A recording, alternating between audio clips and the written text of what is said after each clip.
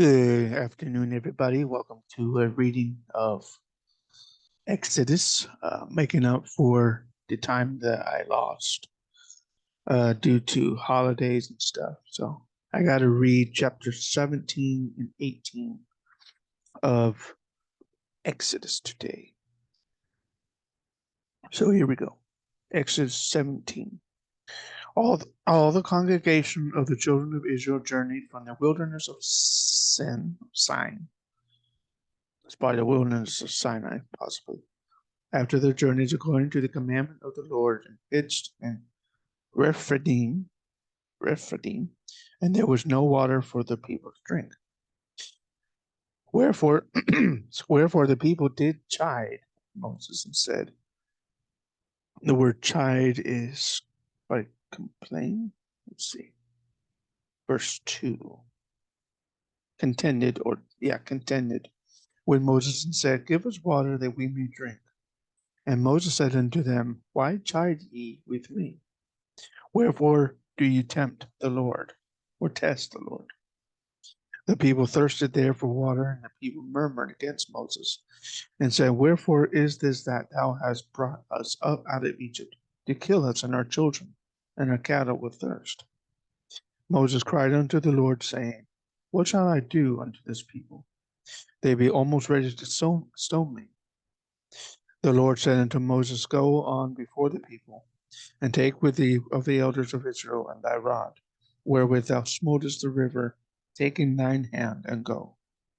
Behold, I will stand before thee there upon the rock in Horeb, and thou shalt smite the rock, and there shall come water out of it, that the people may drink. Moses did so in the sight of the elders of Israel. He called the name of the place Massah and Meribah, because of the chiding of the children of Israel, and because they tempted or tested the Lord, saying, is the Lord among us or not? Then came Amalek and fought with Israel in Rephidim. Moses said unto Joshua, choose us out men, and go out, fight with Amalek. Tomorrow I will stand on the top of the hill, with the rod of God in mine hand. So Joshua did as Moses had said to him, and fought with Amalek. Moses, Aaron, and Hur went up to the top of the hill. It came to pass when Moses held up his hand that Israel prevailed, and when he let down his hand, Amalek prevailed. But Moses' hands were heavy, and he took a stone and put it under him, and he sat thereon. And Aaron and Hur, or Hur, stayed up his hands, held up his hands, the one on one side and one on the other, and his hands were steady until the going down of the sun.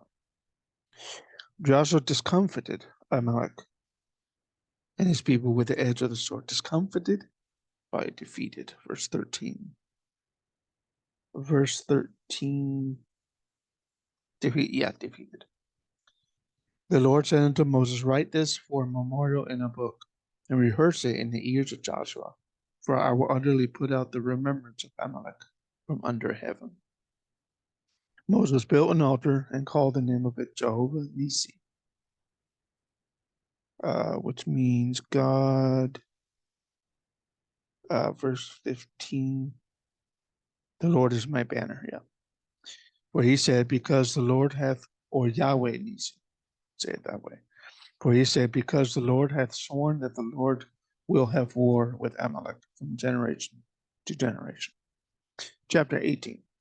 When Jethro, the priest of Midian, Moses' father-in-law, heard of all that God had done for Moses and for Israel, his people, and that the Lord had brought Israel out of Egypt, then Jethro, Moses' father-in-law, took Zipporah, Moses' wife, after he had sent her back.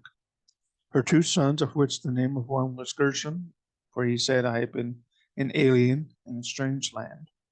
The name of the other was Eleazar, for the God of my father said he was mine help, and delivered me from the sword of Pharaoh. Jethro, Moses' father-in-law, came with his sons and his wife unto Moses into the wilderness, where he encamped at the mount of God. He said unto Moses, I, thy father-in-law, Jethro, am come unto thee, and thy wife and her two sons with him. Moses went out to meet his father-in-law and did obeisance, and kissed him, and they asked each other of their welfare, and they came into the tent. Moses told his father-in-law all that the Lord had done unto Pharaoh and to the Egyptians for Israel's sake, and all the travail that had come upon them by the way, and how the Lord delivered them. Jethro rejoiced for all the goodness which the Lord had done to Israel, whom he had delivered out of the hand of the Egyptians. Jethro said, Blessed be the Lord who hath delivered you out of the hand of the Egyptians, and out of the hand of Pharaoh, who hath delivered the people from under the hand of the Egyptians. Now I know that the Lord is greater than all gods, small g. For in the thing wherein they dealt proudly, he was above them. Jethro, Moses' father-in-law, took a burnt offering and sacrifices for God.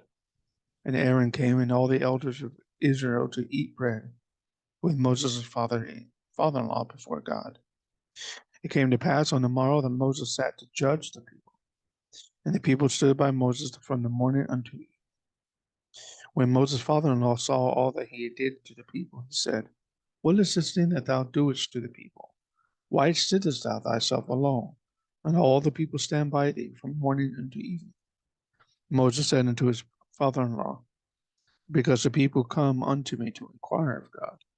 When they have a matter, they come unto me, and I judge between one and another, and I do make them know the statutes of God and his laws. Moses' father-in-law said unto him, The thing that thou doest is not good. Thou wilt surely wear away both thou and this people that is with thee, who are with thee, for this thing is too heavy for thee. Thou art not able to perform it thyself alone. Hearken now unto my voice, I will give thee counsel, and God shall be with thee. Be thou for the people to Godward. For the people to Godward. Let's see if there's a verse 19. Yeah, advice. Yeah, counsel's advice. And thou mayest bring the causes unto God. Thou shalt teach them ordinances and laws, and shalt show them the way wherein they must walk, and the work that they must do. Moreover, thou shalt provide out of all the people able men, such as fear God, men of truth, hating covetousness, and place such over them to be rulers of thousands, and rulers of hundreds, rulers of fifties, rulers of tens.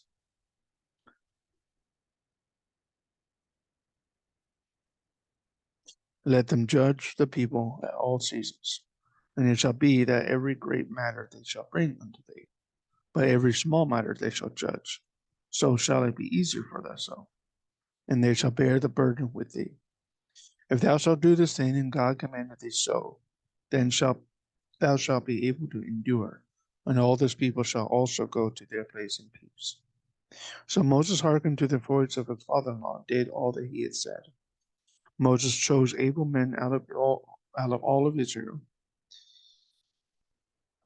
and made them heads over the people, rulers of thousands, rulers of hundreds, rulers of fifties, and rulers of tens. They judged the people at all seasons. The hard causes they brought unto Moses, but every small matter they judged themselves. Moses let his father-in-law depart, and he went his way into his own land. So that's 17 and 18 of Exodus. Have a great day.